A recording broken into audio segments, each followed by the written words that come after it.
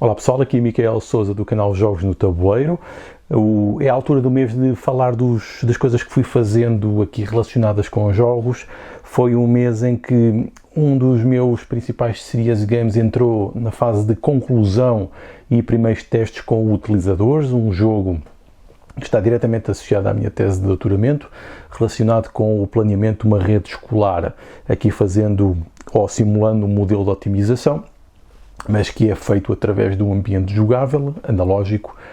em que os utilizadores tentam fazer uma rede mais eficiente, com os custos mais baratos e que sirva melhor os utilizadores. Neste caso, as crianças do ensino básico é um dos serious games que eu tenho trabalhado. E isto tem tirado muito tempo para fazer outras coisas, mas ainda assim deu para fazer mais umas quantas coisas associadas. Neste mês estive também no 10º Encontro Nacional de Formadores,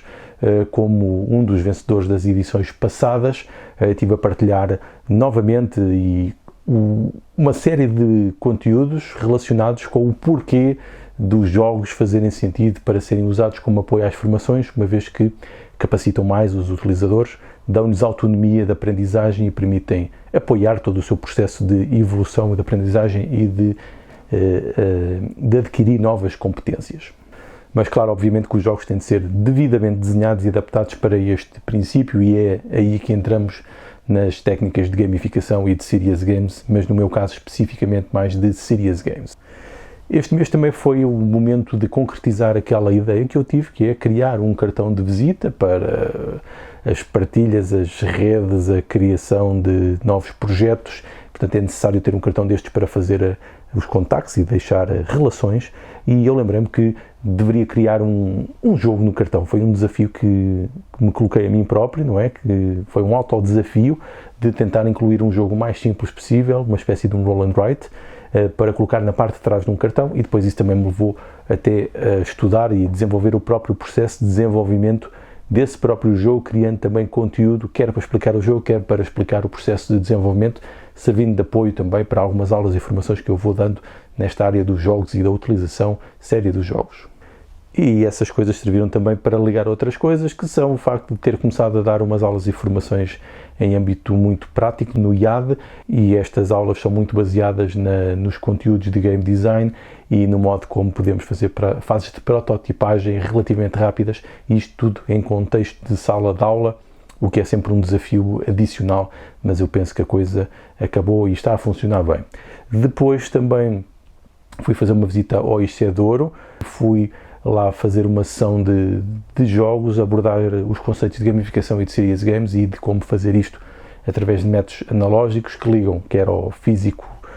presencial, quer depois também ao digital, para os docentes da instituição, e foi também uma sessão muito interessante de partilha, de aprendizagem e de teste de novas metodologias e aprofundamento de outras que também já tenho vindo a desenvolver. Curioso também que este mês comecei a receber vários jogos de várias editoras de contactos internacionais para fazer análise dos jogos. Não tenho tido muito tempo para dar conta deles, ainda não comecei a fazer grande parte desses conteúdos.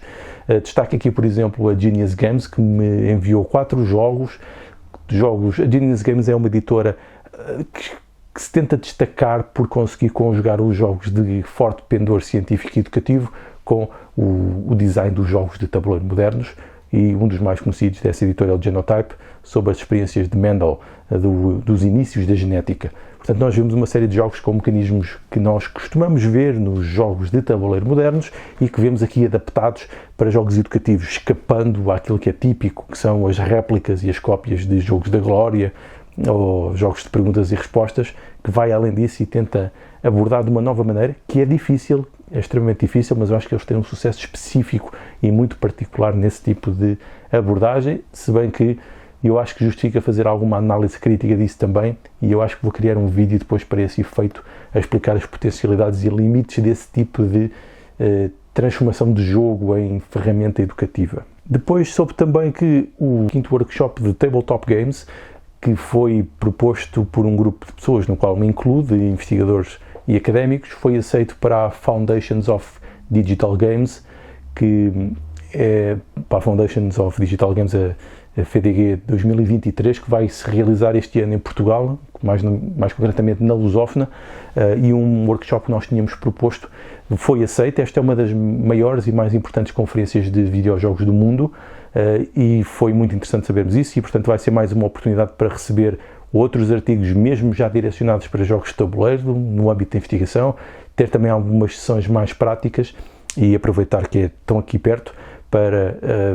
fazer e continuar a trabalhar nesta área dos jogos analógicos. Existe uma divulgação para a abertura de recepção de artigos. Quem for da área académica e gostar e pretender partilhar o seu trabalho de jogos analógicos, esta será de facto a conferência ideal e indicada para isso. Depois, aqui mais relacionado com o canal do YouTube, foi o mês em que o canal registrou mais de 2.500 seguidores, portanto já se passou essa marca. É sempre muito bom ver isto a crescer, porque apesar de não ser isto que determina o tipo de conteúdo que eu vou fazendo para aqui, é sempre um contributo para ganhar mais motivação e alavanca a nossa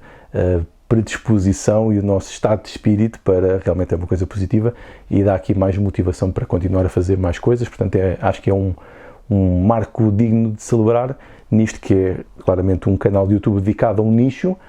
em que muitas pessoas em Portugal não conhecem o que são este tipo de jogos, e também no Brasil, uma vez que também aconteceu no mês passado, houve um dia pelo menos em que a quantidade de visualizações do Brasil foi maior do que Portugal. Portanto, também aqui para todos os falantes de português pelo mundo, e de notar que isto é um nicho, e de notar que também aqui o canal é falado em português, o que também reduz ainda mais essa quantidade de visualizações e de pessoas que têm interesse nisto. Portanto, acho que é um número simpático de celebrar e espero que se possa continuar a crescer. Depois aqui no canal houve o registro do workshop do Orlando Sá na VienaCon. Eu tinha filmado também o meu, mas os cheiros desapareceram, não sei o que é que aconteceu aos cheiros, portanto não vou conseguir partilhar os meus workshops que fiz lá, mas pelo menos ficam com o do Orlando, que foi muito interessante, e portanto tem ali muito conteúdo para seguir, se quiserem ver e assistir. Depois este mês partilhei o tutorial e análise, que já estava feito há imenso tempo,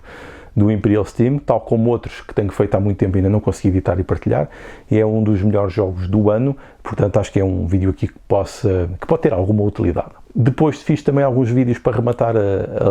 a sequência de vídeos da Essen Spiel 2022 e partilhei o vídeo dos jogos que trouxe lá, e foram bastantes, muitos deles através de ligações e parcerias e contactos foram feitos com algumas editoras e alguns designers de jogos, e portanto acho que tem esse interesse porque provavelmente faltam alguns jogos que não foram muito falados noutros locais. Depois também mais um vídeo relacionado aqui com desenvolvimento de jogos, com design de jogos, sobre o que é complexidade, para entrar aqui na playlist, na secção dedicada à parte do game design. Portanto porque é uma dimensão importante quando estamos a desenvolver ou analisar um jogo, o que é complexidade, e o vídeo tenta desconstruir e dividir nos vários tipos de complexidade. Depois também dois tops, voltei aos tops 5 de jogos a solo, e depois outro top também de jogos para serem jogados a dois, dando continuidade, porque são uma quantidade específica de jogadores, ou número de jogadores que eu vou jogando, e acho que há muitas pessoas que procuram cada vez mais os jogos de tabuleiro para jogar a solo, e especialmente quando não têm outras pessoas com quem jogar, essa opção do solo é sempre muito importante e ficou muito reforçada com a pandemia. E depois também os jogos de tabuleiro modernos para jogar a duas pessoas, uma vez que muitas pessoas jogam, por exemplo, em casal ou com um amigo que tem, ou com algum familiar, e poder ser um bom jogo para jogar dois normalmente faz a diferença. Depois aqui coisas também já mais relacionadas com o trabalho, ficaram disponíveis os vídeos, como já disse,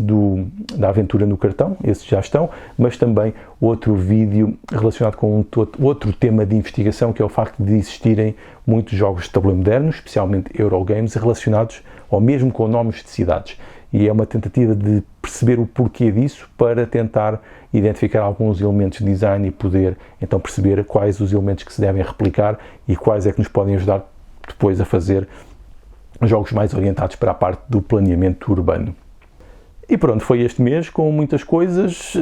aqui sempre em correria, nunca consigo fazer todos os conteúdos que queria e jogar ainda menos os jogos que queria, são sempre muitos que ficam de fora, mas fica aqui a partilha do resumo deste mês, espero que tenha sido útil de alguma maneira e que provavelmente também possa ajudar a estabelecermos aqui contactos e dar ideias para novos projetos. Então vá, obrigado, adeus.